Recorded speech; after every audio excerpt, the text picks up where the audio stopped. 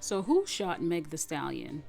We know that on October 8th, Tory Lanez was charged with 1 count of assault with a semi-automatic firearm and 1 count of carrying a loaded concealed firearm in a vehicle. I did a previous video going over his character compared to Meg the Stallion, which was not received well by his supporters. Recently, however, everyone who was supposedly involved in the situation have been making statements. So let's start from the beginning with Meg the Stallion, where she said this. I'm from the South Side. It ain't like let me go run and tell my business to the internet. Let me go run and tell my business to the police. Like, you know what I'm saying? I ain't never been that type of person. Like, but I'm not gonna let y'all keep playing in my face. And I'm not gonna let this playing in my face either. So, since y'all hoes so worried about it, yes, this Tory shot me. You shot me. And you got your publicists and your people going to these blogs lying. Stop lying. Then, on October 20th, Daystar, Tory Lanez, went live to profess his innocence and present his case in the court of public opinion and not the court of law by saying this.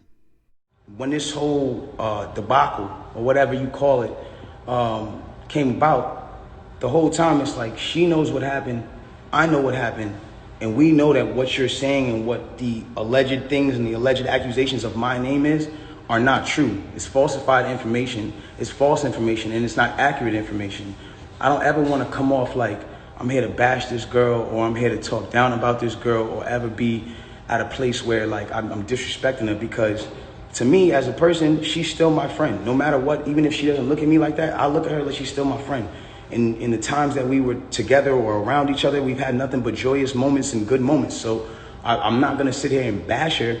But at the same time, it comes to a certain standpoint of me as a person where it's like, yo, do y'all want me to just sit here and just allow my name to be assassinated, my character to be assassinated, everything that I worked for to get here to just be assassinated for something that I did not do? Something that the events, that you're in a car with a person and this person is arguing with you. This person has gotten you to a place of like, yo, I don't even want to be around you. Like, I'm above this. I'm out of here.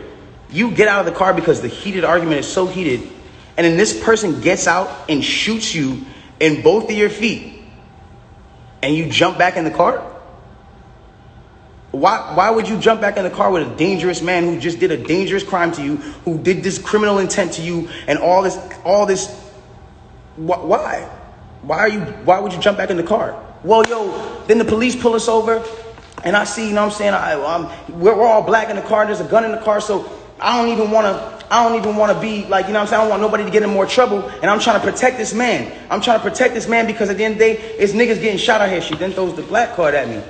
I'm trying to protect this black man. My love, nobody ever reported that you got shot but you. So how are you trying to protect me? You then say, oh, well, I was trying to protect this black man, so I never said nothing. I didn't want them to shoot me. I didn't want them to kill me. Okay, but when me and Kelsey and Quan were over there being questioned, you were in a stretcher.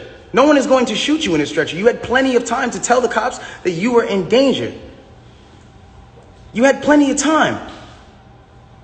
I'm not protecting somebody who just heinously shot me after a conversation that we just had. My mind is not on protecting you. I'm bleeding from my feet. I'm thinking about protecting my own life and I'm in danger. Why would you not say that with 2 feet bleeding from 2 bullet holes? From what you're saying? I don't understand that. And then there's this whole narrative of, you know, like, I didn't want to put this black man on you know, I didn't want to get him in trouble. Like, you know what I'm saying? I'm protecting this man and he keeps talking. And so now, you know, he keeps getting guys who doesn't protect black women. And he's this guy but it's like, he's this guy who doesn't care about black women. That's what the narrative is now switched into and certain things like that. And it's like, hold on, I need y'all to really back this up. When have I not showed out for black women? Every single one of my videos, the lead girl is black.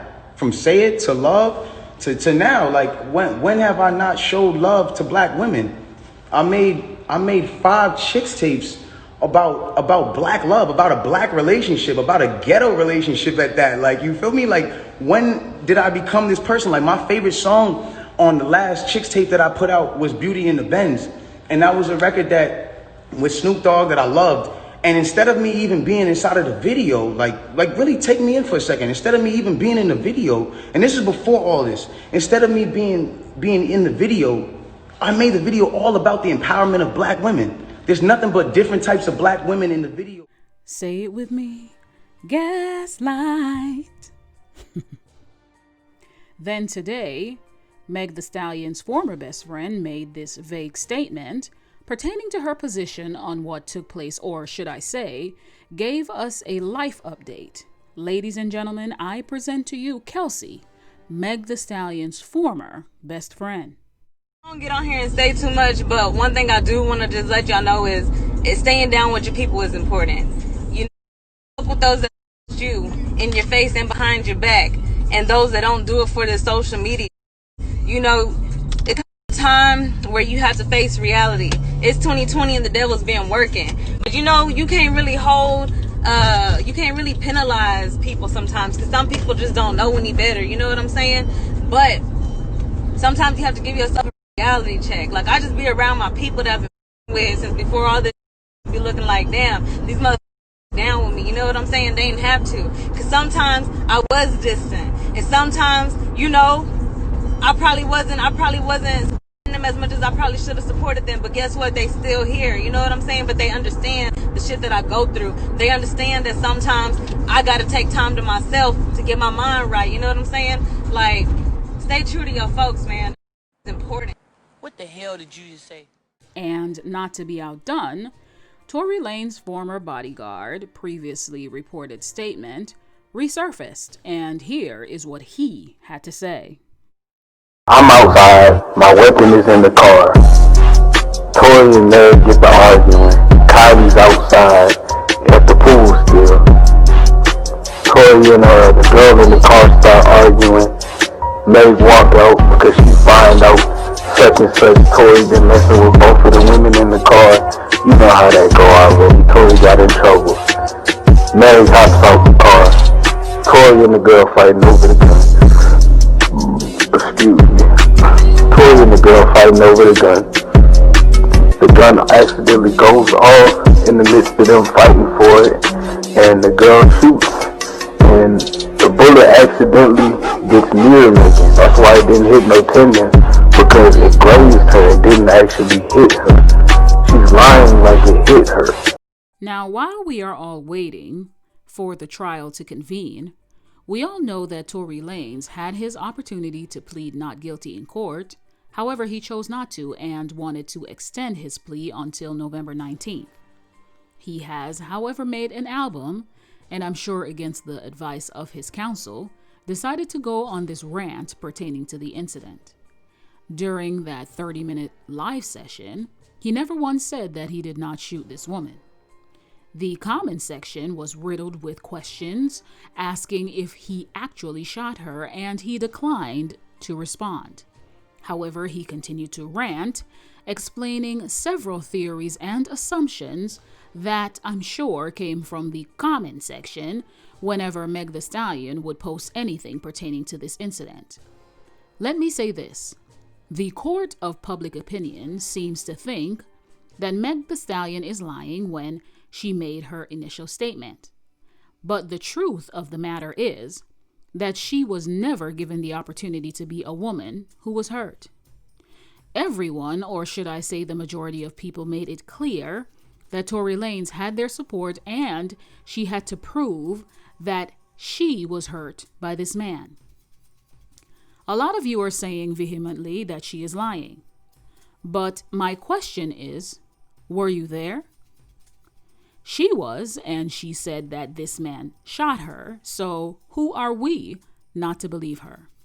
Now, I've heard all this talk about Rock Nation and some giant cover-up and a smear campaign aimed at Peterson, but if that's the case, why hasn't Daystar filed a countersuit of defamation if all this isn't true? I would if I was being accused of such an heinous act. Until then, we will have to wait and see how Tory Lanez pleads. And even then, if he's convicted, we all know that there is a majority out here that will say it was the man or the system that got him locked up and not him paying penance for his alleged actions. I'm going to say this to some of you. You need to have the same energy you had when Kim Kardashian reported that story of her being robbed in Paris. You know, where you were empathetic and supportive of a woman in distress. So with all these statements being made, who do you think shot Meg the Stallion? Was it Tory Lanez, or was it Kelsey, as the bodyguard alleges? Let me know what you think in the comment section, and remember to subscribe if you haven't. Like, share, and turn on your notification bell so you will know when I upload, and stay tuned for more. And I will catch you in the next one. Goodbye.